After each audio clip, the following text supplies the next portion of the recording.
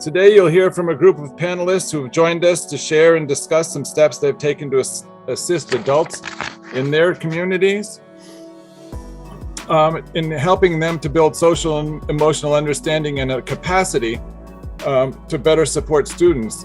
As the adage goes, we have to put on our oxygen masks first before we can in fact be truly useful to our students. I'd like to hand things over at this point to Allison to get the conversation started. Thank you, Jim, and thanks to everyone who's joining us today to talk about this important topic. As we thought about what would be important, the best topic to start this year off of with, we decided that looking at the ways that we can help support teachers and staff in our classrooms would be an important topic to start with. So that's what we're going to talk about today. We go into today's conversation understanding that social and emotional learning is a complex issue with many approaches. But our hope is to bring you some real world insight, share experiences, and provide lots of good ideas and resources. We have a panel representing a spectrum of associations and schools that will help us understand these issues from a variety of perspectives and hopefully give you some great insights that you can take back to your own schools. So I'd like to start with asking our participants to introduce themselves. We'll start with Jim, Chanel, and Paul. My name is Jim Groud. I'm the Executive Director at High Five Adventure Learning Center in Brattleboro, Vermont. We are a nonprofit educational organization. We service schools throughout the Northeast, as well as nationally and internationally. Teachers come to us for various training workshops. We have an online program that we've started called Rebuilding After COVID. And we've been working for almost 20 years with various students and faculty and throughout the Northeast. Thank you. Wonderful, thank you. Hi everyone, I'm Chanel Westerling and I'm speaking to you from Brisbane, Australia. But I actually work for ASA, the Association of International Schools in Africa. We're a regional association that supports around 80 member schools across 36 countries in Africa. All our schools are internationally accredited schools and the curriculum's taught in English. I'm the ACE's Child Protection and Wellbeing Program Manager. So it's lovely to be here with you all. Thank you so much. Paul? Good morning. I'm Paul Smith, Superintendent of Schools in East Hampton, Connecticut. We have 4 schools in our community, total of about 2,000 students, and we're a fairly traditional public school in Connecticut. Terrific. Then let's hear from Reginald and Deanna. Good morning, I'm Reginald Roberts from Norwalk High School in Norwalk, Connecticut. We are a traditional 4-year high school with about 2,000 students in Fairfield County. Perfect, thank you. Hello, I'm Deanna Zolski, principal at Keene Middle School. Keene is a small city in southwestern New Hampshire, and we work with High Five, and so I look forward to exploring that with everybody today. We have approximately 700 students at our school, and we're a regional middle school, which means that we work with students from 5 sending districts. Terrific, thank you. So for the first question today, I'd like to ask, how have the pressures of the pandemic manifested themselves on the educators that you work with? Paul, let's start with you, and then we'll go to Chanel and Reginald. Sure. I think as building leaders or district leaders, program leaders, I think you have to recognize the situation for what it is and deal with it appropriately. This is not an issue of morale, and this is not an issue of culture. And we are all trained to build morale, and we all trained to build culture. And if you focus on that, you're missing the real problem. It's something else. And unfortunately, it's different for everyone involved. I know when I gathered with my administrators about this time last year, we those who we thought were going to handle the pandemic well often did not. And those we may have predicted would have struggled were actually being very successful. And so we quickly found out that there was no rhyme or reason, and it required a different type of leadership. Like I said earlier, we can build culture, we can build morale, but we all got very versed at keeping our programs just intact sometimes during the pandemic. And we've started using the word for our adults, targeted and individual social and emotional learning. It's not a program that you can put on all people because people need very different things. And so I love the word targeted social emotional support for our staff. Great, thank you. Chanel? Oh, just making sure I'm unmuted there. I think from what I observed, and I'm not in a school, so I'm just sort of supporting school educators and leaders from afar, but obviously high levels of stress and just exhaustion, particularly teachers in the region that I'm working with were, you know, very quickly thrown into online learning. We had students that were all around the world, some perhaps who ended up being, you know, maybe stuck in their home countries or couldn't travel home. And so, or teachers were stuck in their home countries and couldn't travel. So we're having to, you know, get up in the middle of the night to take classes, or, you know, just working really long hours. I think just, you know, that quick sort of pivot to online learning was a massive learning curve for everyone, which was, again, just exhausting. Just that high levels of uncertainty create a lot of stress in people. So, and just I guess that underlying fear too of what, you know, what's going to happen, how will this impact our school, how will this impact our jobs, is it viable for us to stay in this country, do we need to consider moving? There were just so many unknowns, and I think to a large extent some of those issues are still, you know, ongoing in the schools that we're supporting now. It's not like these problems have gone away, unfortunately. So yeah, I think it's been quite overwhelming for our community, for sure. Thank you. I think that really articulates the international perspective, which is somewhat different. I mean, teachers around the world are experiencing many of the same things, but those things that you mentioned are unique, I think, to many international teachers. Reginald? I would say that I think there's an undercurrent of, I would call it concern, maybe not fear, but concern about, I live with people who I don't want to affect, or I don't want to be affected. That would make me vulnerable. And so there's a suspicion people have of each other that they never had before. So it's a fear of how close can I get to the student. I don't really understand if you understand what I'm saying. As a teacher, as a student, I can't read your cue behind a mask. Or I would like to be able to say to you or call home, but I can't because your parent might be impacted by the virus itself. And so the pressure of not being able to read our kids, if you will, has been very great. And I also say that people don't know how to teach kids who didn't learn the content from the year before. So I'll tell my French teachers, French 2, for example, they'll say, I don't know how to teach French 2 light. I only know how to teach French 2. So how do I scaffold for all the things they don't know and still get them ready? So they're beginning to feel the efficacy of their own craft. They're wondering, am I really doing well as a teacher? Because I don't know how to teach these students. So I think the pressure of fear and then the pressure of how do I reach all my kids are upmost on my teachers' minds. Thank you so much. Deanna, and then we'll end with Jim.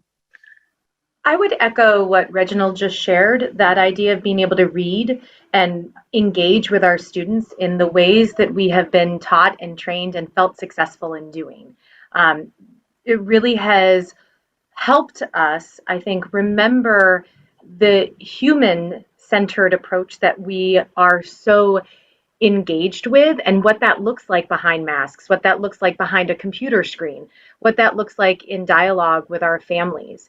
And so there is this layer of concern. Reginald, I like that you use the word concern instead of fear. I think that that is a really powerful word to use here, because it is that idea. If you go home to a family member or you care for a family member, what you are placing them in the way of if you are going back and forth to school.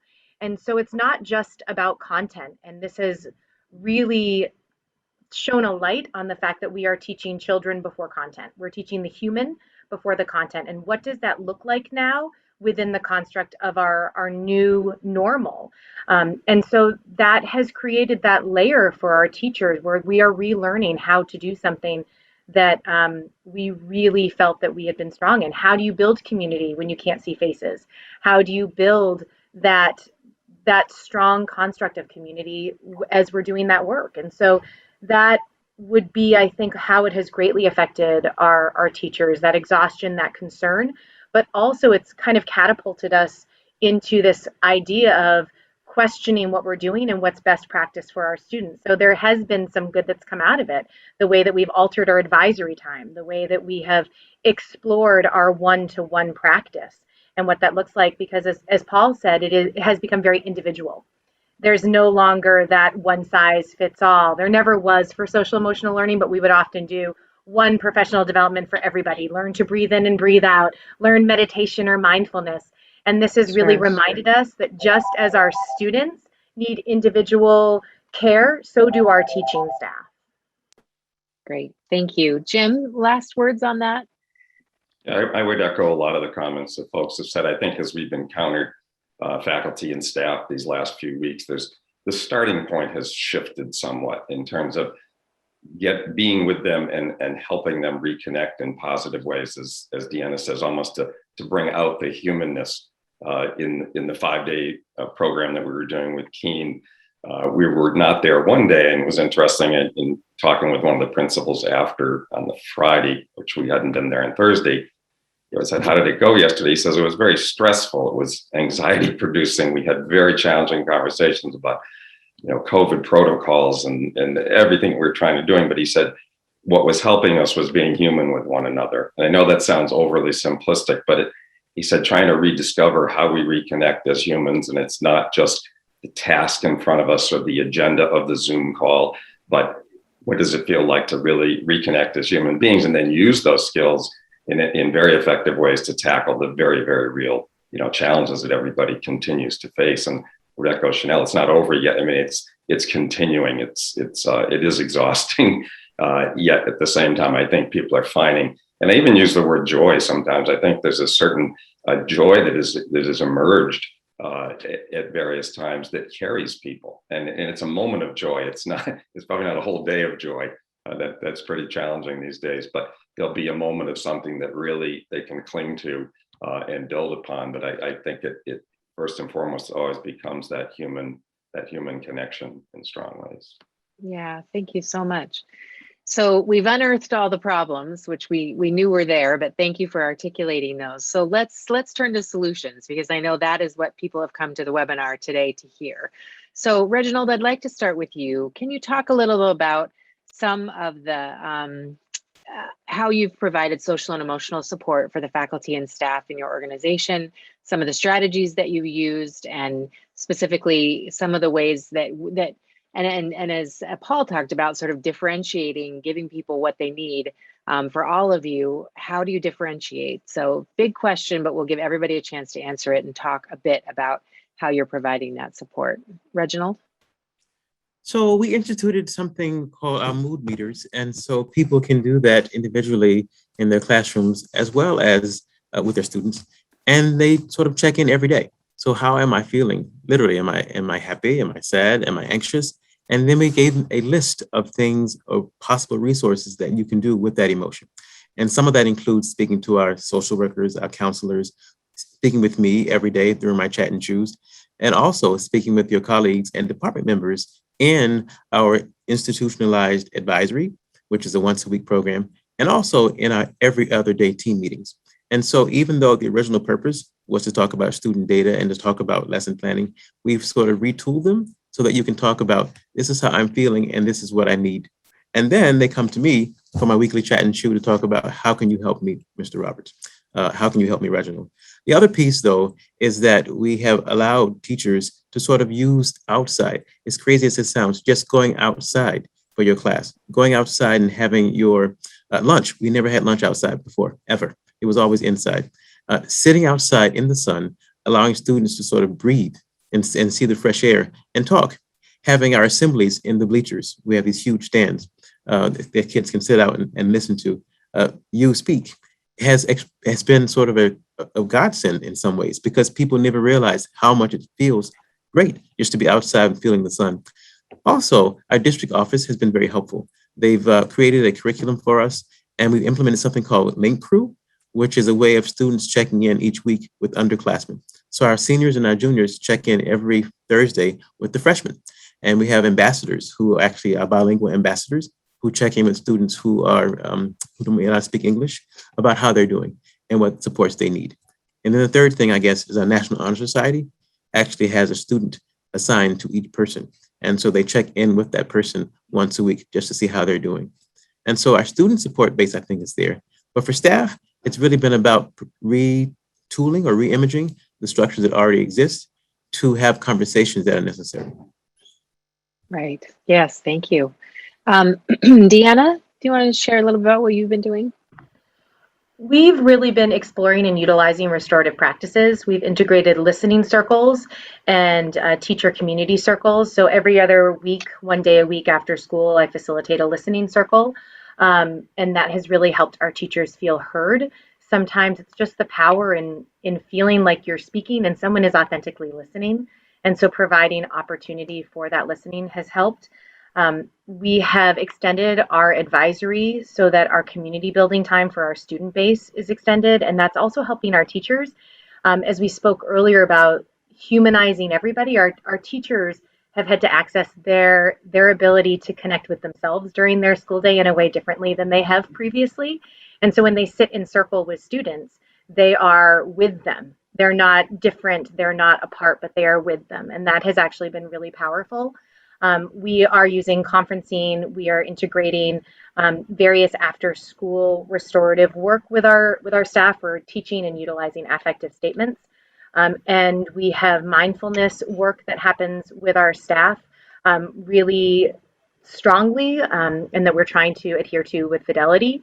And we work with High Five, who comes in, and last year they started to work with us regarding having challenging conversations and how to utilize those so that they move us forward instead of stunt us, so that we don't get stuck in the hard, in the negatives. We have to explore that part of ourselves, and we have to explore that part of what we're going through as a community, but it's about how do we move through it and how do we support each other through it. And so High Five has been really helpful in us doing that. We also, our central office has been helpful.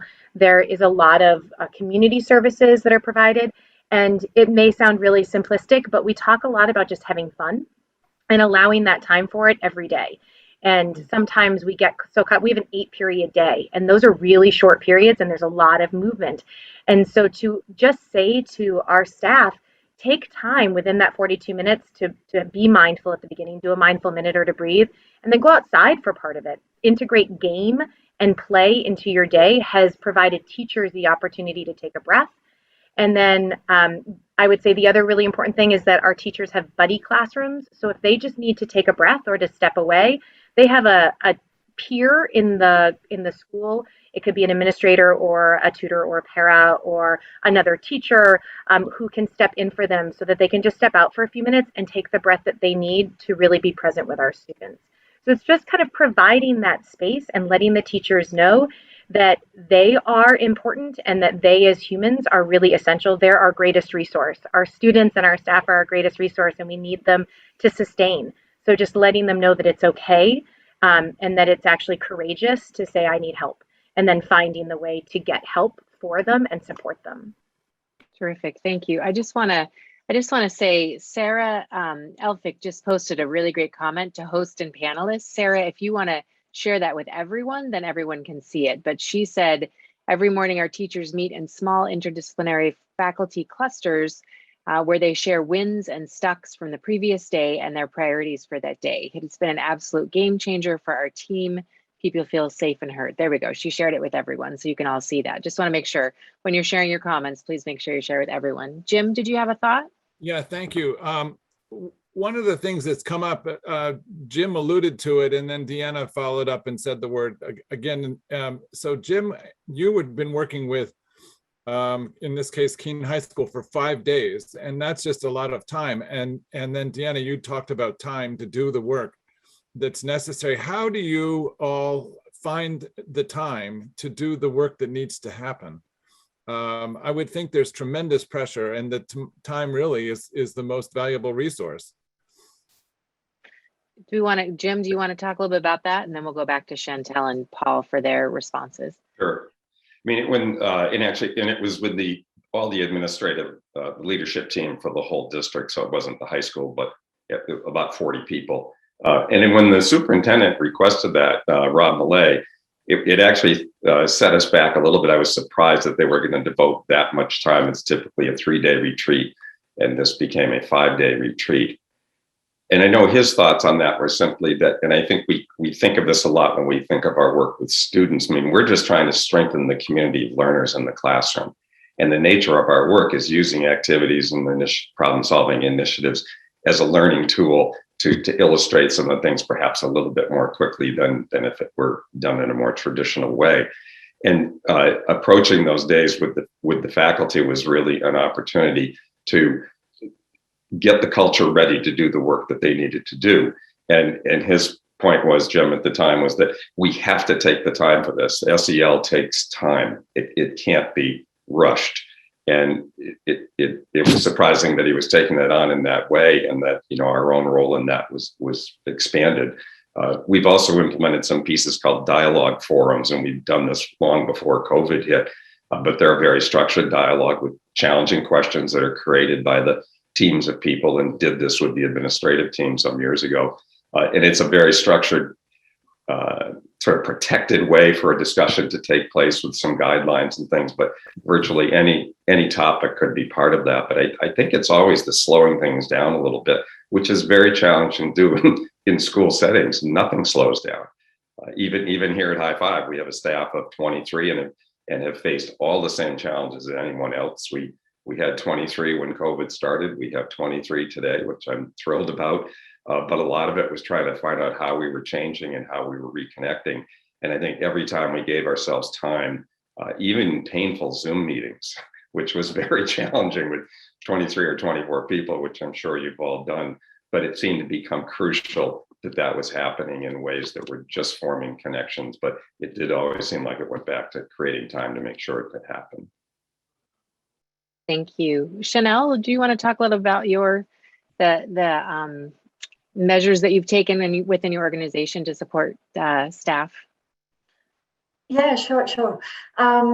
So actually, prior to COVID, ASA had really prioritised wellbeing and supporting schools in them supporting the wellbeing of both students and teachers. And COVID sort of, I guess,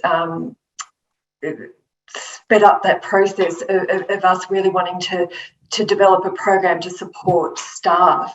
So the way that we did that is we've developed an online toolkit in partnership with Nestle. They're an Australian organisation, the National Excellence in School Leadership. And they've developed an online module. It's a five-part module program that schools can implement in their schools with their staff.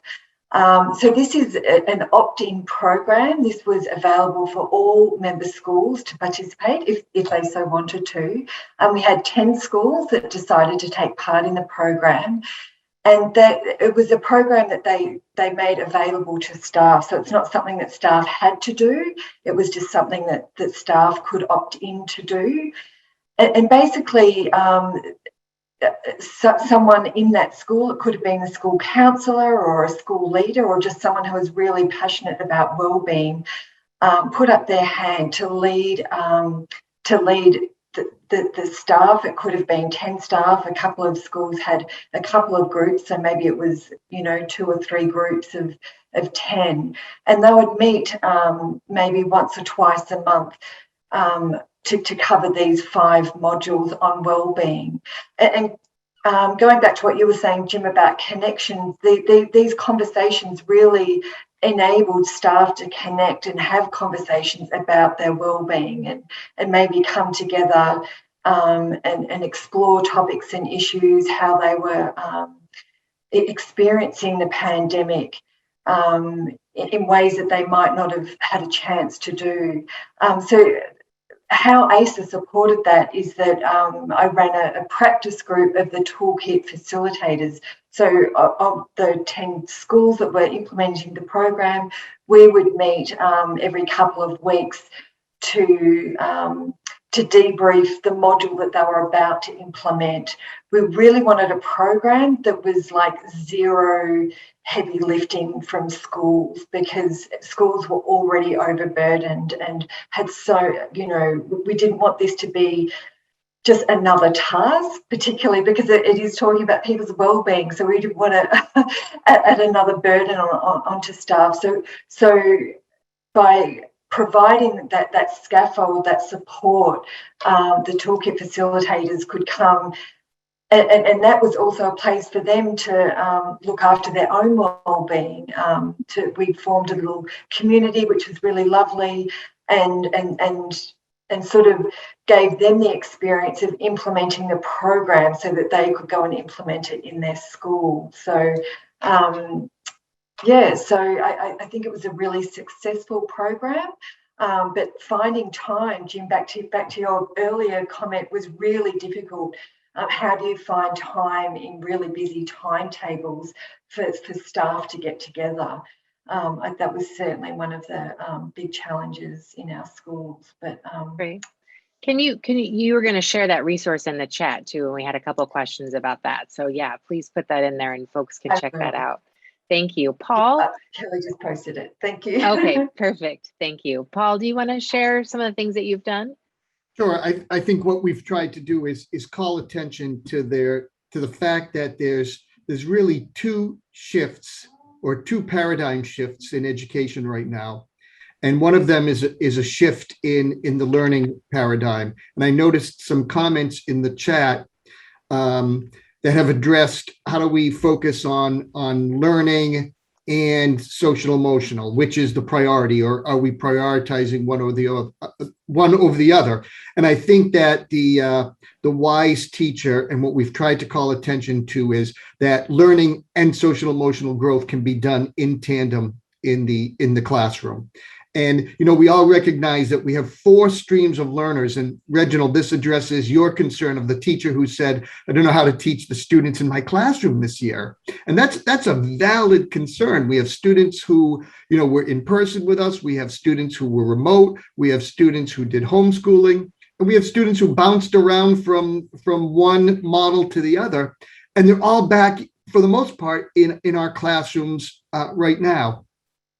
And making sure that we address social emotional within the content. It shouldn't be a separate, here's a social emotional lesson. And I completely support advisory activities and supplemental programs like that. But our best teachers are building the social emotional support right in the academic content on a daily basis.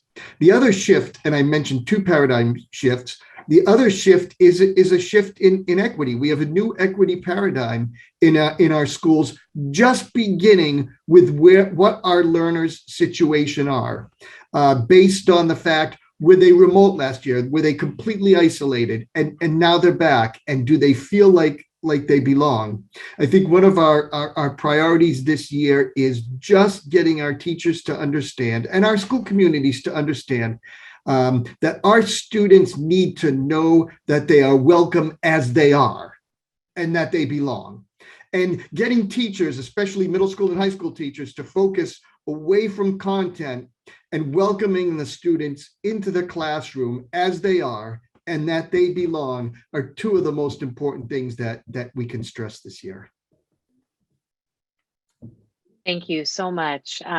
I wanted to circle back. There's been a couple questions um, for Deanna about the listening circles. Could you just explain the listening circles so that folks know what that is and how they could access that resource? So I cannot speak highly enough of the utilization of restorative practices in schools and communities. And so one thing that we use is listening circles. And if you do, let's see, responsive classroom or developmental designs, circles are embedded in your morning meetings or a circle of power and respect, which is what we do with students. And then a listening circle is a circle that you can do with students or faculty or the community, where there's often a theme, and the role of the listening circle is not to formulate solutions, which is really hard, I think, with educators and administrators. We want to solve it. We want to fix it. We want to make it better. And a listening circle is about really being present and really, really hearing each other authentically. Some resources for how to do it. There's some on, I see some people are sharing the Edutopia work that was done. The International Institute for Restorative Practices is an organization that I would highly recommend. They have a lot of professional development. They do a lot of work on listening circles. If you go to their website, and I can put it in the chat, there's a lot of foundational information on it. There's also a lot of books on circles. Kay Pranis is a really powerful circle leader. And so there's a lot of circle work that happens, but it's really taking what we know as best practice for our students and holding it for each other. We are really good at best practice for our students and saying, oh, that's best practice, we need to do it, and prioritizing it, but we're not as good about doing it for ourselves. And so a listening circle allows that. It also removes the administrator or whoever's facilitating the circle as a administrator and provides that person the opportunity to be equal in the circle. And so the circle is really important. And I can provide resources that I would say IIRP, developmental designs, responsive classroom, and any work by Kay Pranis is work that I would recommend educators to read and work on. But I hope that that was enough information.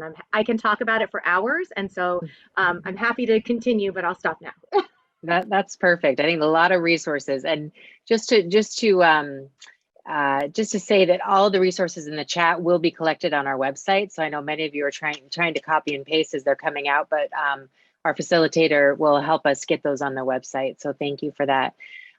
Reginald, there's a question in the chat that says, how do you empathize with family members or dear ones where we've actually lost a staff member during the second wave of our pandemic? And I know prior to our conversation, you were talking a little bit about losses that have happened within your community. Do you want to speak to that in terms of how you've been able to support staff through losses in their own lives or in students' lives? Yes, so we were fortunate enough in our district to be able to hire staff to help students and teachers. So we hired an additional social worker, an additional counselor, a kids in crisis counselor, as well as attendance officers. And their only role is to call every absent student every day. And so if you miss second period, you're getting a call. And most of the times we find out things like, I was absent because this happened in my life. Then we begin hooking them up with people in our building and outside the building to help provide support. It could be financial, it could be mental, it could be social, it could be physical. So one of the things which the district allowed us to do, because we had the funds to do it, is simply hire more people to do more of the work. The other piece, though, is that we actually do more home visits than we've ever done and virtual conversations. So I have these virtual chats with parents on topics. How do I deal with my resistant child? I can't get my kid to turn on the screen. How do I work with a teacher who isn't quite understanding my whole self? I mean, I'm coming to the classroom as not just Reginald, but Reginald, comma, brother, comma, son, comma, all the other things, immigrant, whatever else I am. How are you going to teach me? Not the content, but me. And so we're having these virtual chats with parents, and we're also having chats with teachers. So they have a forum too, to say, this is what I'm feeling, and this is how I feel we can be helped. And I find teachers are helping each other in very powerful ways. They're allowing teachers to come into their classrooms. They're allowing teachers to come into their virtual classrooms and have conversations about how we can better move students. We've had students who've passed, students' parents who've passed, grandparents who've passed, uncles who've passed. We are more present now at those community events, those community functions, where we can show up and be a physical presence for those students. and then offer them support. So that test was due Friday, it's not still due Friday. I think allowing students to have the flexibility away from this has to happen today, otherwise you get an F. Having the teachers rethink what it means if you don't get that content today. At the end of the day, if you don't learn what the subjunctive tense means, does that really matter? What really matters? I think we're having teachers have those conversations with their students and themselves. What really matters in my classroom? Thank you so much. So in thinking about specifically teachers, let's talk about some specific strategies. What are the things, and Fran had posted an article from NPR up above here, how we can help with students and teachers and their mental health, but what specifically are we saying to teachers or giving teachers time to do that is supporting their mental health? And like, for example, Reginald, you talked about going outside, right? Just having some time during the day to go outside. Talk about having circles where we're talking about how people are feeling. So are there any other strategies, specific strategies that you have used within your district or you know are being used within your school or organization that are helping teachers prioritize their own mental health? Anyone can go, whoever. Paul, are you going? Okay, Paul, Sure, go first. I'll Then start. Deanna. Thanks. And I want to make sure that for our two principals on the panel, this superintendent of schools also understands that the principals also need emotional support as well. So that does not go unnoticed in this. So anybody who's listening who is also a school administrator, know that you are appreciated, and we know that you need support as much as our teachers, any adults in our building. And you know, it's from the formal to the informal, and don't underestimate the power of informal. So I'll start there. I have a wide open coffee with the superintendent in the morning. Stop in on your way to work, grab a cup of coffee. You can say hello to me and have a chat if you want, or just grab the cup of coffee and run to your class, and I'll wave to you as you're making the coffee, or sit down with me for a few minutes and just tell me what's going on. I love hearing their stories. I also love hearing their frustrations. As you can imagine, our teachers are getting beat up from parents sometimes. They're getting beat up from kids who are just dysregulated or have other concerns. So I think any chance for them to unburden themselves in a very informal way is important.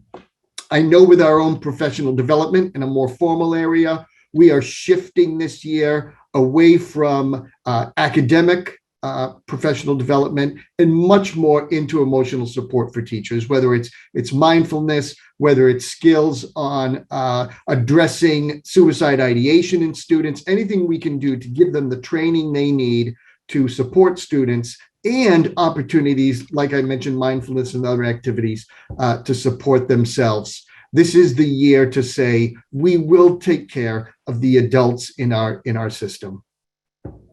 Great. Thank you. Deanna? I was just going to share that we don't have the full answer to that question yet. We're just now 18 months, almost 2 years after the start of this, learning what we need for ourselves. I think it takes a while for people to recognize what they need. And I think, Paul, just providing that space for teachers has been really powerful. I appreciate that you do that for your staff and administrators, allowing that space. The other thing that we do is that we work with organizations like High Five. And by bringing in organizations like High Five and prioritizing joy, as silly as that sounds, but prioritizing joy while not ignoring the hard stuff, because that is a huge element, it has been powerful for our staff. And so I think that it's those partnerships and the recognition that we can't do it all ourselves, and relying on the experts to come in and help us provide that space is really important for our staff. Great, thank you. Jim, do you want to just share, I mean, what are some of the strategies that you promote in your professional development for educators? Sure, and I'll quote a dear old friend who passed away some time ago. David Mallory used to be the director of development for NAIS, and he ran the Westtown conference at the Westtown School for, I believe it was 46 years. And about 100 people would attend that workshop every year. And it was about 7 days, I believe. And it was mostly about teacher rejuvenation. That was basically the agenda. And we were fortunately were part of that for the first day for many, many years. And then after that, David would send out a note to people. So periodically throughout the year, you would get a handwritten note, the simplest of notes. How are you? Thinking of you. Hope you're having a good school year, whatever it might be. And it always stuck with me as being this incredibly important. He said, it's the most valuable time I spend.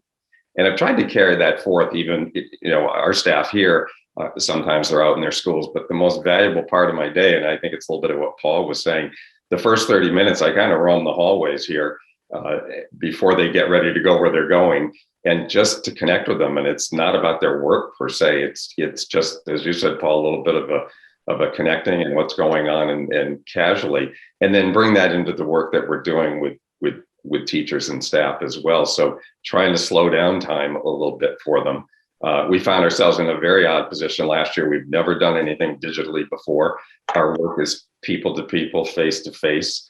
And yet here we were with teachers saying we need something different. So we brought in some people that could help us, created a program called Rebuilding After COVID, which is really trying to replicate parts of things that are going on in Keene, or an expression of some of that work. There's no way to really replicate the depth with which we dig into the lab school mentality, so to speak. But that too is trying to recapture for people, give an opportunity to reconnect, deal with emotions, and help a teacher do that with his or her own students in the classroom in ways that seem to model or express some of what I said. It felt like I learned from David Mallory, 30 years ago. Okay, thank you. Chanel, any other thoughts on that? Yeah, just a couple of things that really just, I guess, pick up from the themes that have just been spoken about. I think one of the findings from the program that we implemented was just the how valuable the modules were in giving people language to even talk about their well-being. And so in going through those exercises and discussions, it enabled people to really think about their well-being in ways that perhaps they hadn't in the past, and then giving them language to have those discussions. And I think just even giving permission that it's okay to talk about your own well-being in a school context with your colleagues. We've all talked about the importance of connecting and providing spaces for staff to get together in a meaningful way and have these deep conversations. Connecting staff from different parts of a school, I think, were also really important and really valuable, because people were able to connect with teachers maybe in a different part of the school that they'd never had anything to do with normally. And so those things became really important. I think also providing avenues of support for people, so that whoever was leading that, the toolkit in their school became someone that people could go to, that they knew that they could connect with and have any discussions that were needed.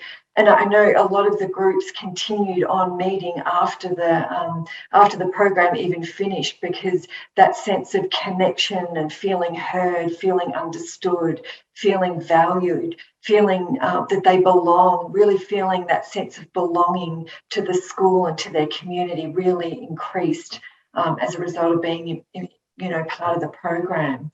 I just also want to pick up on something Paul said about school heads. I think, we all recognise the critical role that heads of schools play.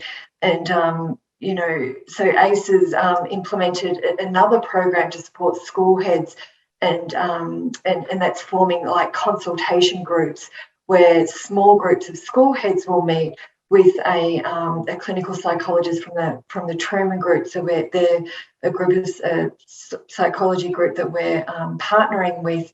And again, just having that peer support, that peer network where they can connect, talk freely in a safe space about any issues, challenges, wins and losses, whatever it is, but having that space where people can connect and share what's going on, I think is just so critical, and feel really supported and feel that they have a space that they can go for their own mental well-being, I think is really critical. So there are a couple of things that we're doing in ASA. Thank you so much. Reginald? Yes, I just wanted to underscore everything that I've heard from Paul and Deanna in terms of seeing the person and figuring out what is most important. I went to a wedding a few years ago and the bride was 25 minutes late. And she said to me after, can it start without me? Can it really start without me? And I realized in that moment, what are we doing if we get to the end of the unit, but the kid didn't get there? What are we doing if the teachers come, but they're burned out? So our faculty meeting last week was the art department is going to introduce themselves. That's it. They got up and talked about who I am. I'm a mother. I have 2 kids. That's all they said. We began to humanize our own staff so they could start seeing each other, not as a math teacher, not as an art teacher, but as Carol, but as Johnny. And so I said to them, do the same thing with your kids. Who are you teaching? Get to know your students. And that has made such a big difference. And it's all of it. It's the word walls. It's the restorative circles. It's the hiring of new staff. It's the advisory programs. It's the mentorship programs. It's not just one thing. It's all of it. It's the chat and choose. It's the virtual conversations. It's the conversation with parents. I think that trying to find one thing and saying that one thing will work may work. But for me, it's been all of it all the time, and the phone calls. And then realizing at the end of the day, I did miss some of it, but I'm going to try again tomorrow. And so I think we just have to realize what is most important and why. Thank you so much. And I'm seeing different people posting in the chat. And I know, we just saw someone posted about feeling like they have nothing to give, that they feel sort of useless right now, that they've tapped themselves out. And I think everyone is here today saying, we hear you and we see you, and, we're all in this together. And I think that's so much of the conversation has been about getting people to talk to each other and to be able to share how they're feeling and be supported. There's a really quick question, Reginald. It says, what is chat and chew? Do you want to just tell? Oh, I think it's pretty simple what it is. you'd But be go ahead. amazed how much people love food. So we just have a menu of food in a big room, and I sit there for one period a day. People come in, they pick up a donut, and they ask me whatever they want to say. So what are the COVID rules today? So what are the rules about distance today? How are you going to communicate this today? And I just answer the question and they keep moving. So it's just an opportunity to say, I see you and I hear you, and I'm here to hear you. Great, thank you. Jim, it looks like we have about 10 minutes left. Do you want to ask your question? You have a question for us? What's absolutely fascinating to me and incredibly touching is what's going on in the chat and in the questions and answers right now. And we've done a lot of these webinars. It's incredibly active. And what I see is an unbelievable outreach at every level, whether it be suggesting programs or validating the comments that our panelists have shared. I think the transcript to this particular webinar is going to be a goldmine of resources for all of us out in the schools. This may sound like a bizarre question to ask in light of all of the incredible positives that we've heard, but is there anything that you could share with us that just didn't work at all? In other words, advice back to the rest of us about initiatives that just, oh boy, if I could have done that over, I never would have done it. Are there any flops of note, I guess, that you could share? If not, let's get back to the positive. If I can answer that, I think referring to something that Paul said earlier, making it something you do once a week or twice a week, as opposed to something that you create as a part of who you are. That was the flop for us. Saying you're going to teach social emotional learning on Thursdays at 8. That's not how it works. You're going to buy this curriculum and you're going to do it just like you teach your class. That's not going to work. How do you change you to impact the content? Excellent. It needs to be not something else that they have to do. It needs to be embedded in who we are. And so that requires us to ask ourselves, who are we? and live our mission statement every day and really believe in it and have it be a living document and create structures that are embedded in who we are and have the reflection conversation. So what didn't work for us was me telling staff exactly what Reginald said. We are going to do circles that are focused on this topic at this time, and you are going to lead this. That doesn't work. It's about who are we, what do we want to be, and who do we want to become. And so then creating structures that look at where we want to be and have the students tell us who they want to be and have the staff tell us who they want to be instead of us telling them who they should be. If I can just jump in, which is why I think social emotional learning for staff is so important, because they need that lived experience.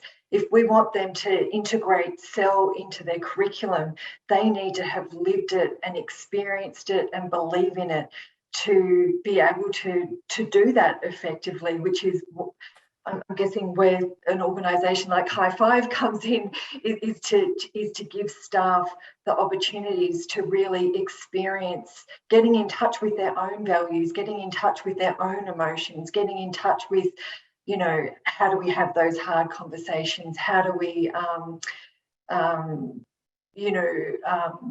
foster good relationships? All those SEL qualities that we're trying to promote in our students. You know, our staff have to live it and breathe it first. So, yeah. Jim, yeah. It seems like a favorite superintendent said this to me one day: you've taken a centuries-old model of education and turned it on its head overnight. And it wasn't necessarily a perfect educational model before that, before COVID. And I think of two things that I've often said to our staff here, teachers we're working with. I said, folks, you can't remember everything you're trying to do with your students. When in doubt, give them your heart. And all I ever meant by that was form the connection, form the relationship, and good things will happen and flow. And I think during COVID, it's particularly important to just, I keep saying to people, be patient with yourself and be patient with others. People have used the word exhaustion so many times, and it is exhausting. And it's trying to be good in the moment, as good as we can be. And there's enough times when we can't be that good in the moment. But being patient with ourselves and not over expecting, and then being patient with others. And when in doubt, give them your heart. I know that sounds corny, but there's something about it that works. Connect. And Jim, to your point, we've learned from every mistake. We closed our doors in March 2020, and it was like, okay, what are we going to do? And we did nothing for a week, and then we found a model that worked, and then we revised it. And every time the situation changed, we revised our model. So we've learned from every error that we made. But I guess my last suggestion is help people find the humor in the situation too. At the end of the day, if you can still laugh about one thing.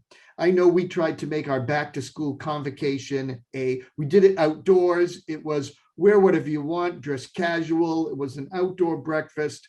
I wore a bright pink jacket, the Nantucket red jacket, and just went out there, and we played music, and we celebrated the achievements of our staff in a party-like atmosphere to start the school year. And I think, the superintendent always wants to begin the year with a very serious message, and here's our goals for the year. And I just threw all that out the window. It was like, welcome back, and the adventure continues on year 3 of a pandemic that has impacted basically 3 years of education at this point. Thank you so much. So one last thing. We have about 3 minutes left. Can you share one thing that each of you are doing to keep your own social and emotional health strong during this pandemic? So maybe a personal thing that you do every day that helps you to be able to lead others and support them in their work. Paul, let's start with you. Then we'll do Deanna and Chanel. I'm going to go right back to the point I made, and I'm going to talk about the importance of laughter. All of the central office staff is in one building, and which is nice because I can get together with everybody 4 o'clock, 5 o'clock in the afternoon as the day is somewhat winding down. and just share a story and, try to make each other feel like, okay, we did our best today and tomorrow we'll come back and we'll do it all over again. Great, thanks. Deanna? Paul took mine. I believe in laughter forever and ever. And I guess the thing that I'm doing for myself besides laughter is teaching myself how to breathe, which is something Jim Grout may laugh at that because I'm still not very good at it, but I'm learning how to just breathe and how to model that for the people in my life. Thank you. Chanel, and then Jim. So I do a number of things, but the one I'm going to pick today is to talk about beauty. For me, I'm lucky to live in a beautiful part of the world, and I just try and get out into nature as much as I can. Walk along a river, go into the bush, even walk around the streets, but just really appreciate the beauty around me. Great, thank you. Jim? I think it's just finding something once a day. I found this so hard in the real middle of COVID, where I couldn't feel our mission. Our mission is to serve educators who then serve students and live through that. And so there's 7th graders arrived here yesterday for the first time in over a year and a half from Keene, because they're not too far from us. And to go up and have lunch with them, spend some time, and it just reminds me, as opposed to being locked in the office, what the heck we're doing and who we're trying to serve and why we're trying to serve them. Just feels crucial. Make that happen. Thank you. And Reginald, last word for you. You know what? I find that we are all experiencing a common problem. There's comfort in that. We are accomplishing something as a common enemy. And I'm very happy every day I say to myself, I'm not alone. There are thousands of people across the world experiencing the same thing, and we'll get through it. We will get through it. Thank you. And so much grace and so much support. And just as an organization, we want you to know that NEASC supports you, that we're thinking about you, that we're trying to figure out any way that we can to help. And so please, if there's anything we can do for you, reach out to us. I know all of the staff and all 3 commissions are willing to help in any way that we can. Jim, do you want to wrap it up for us?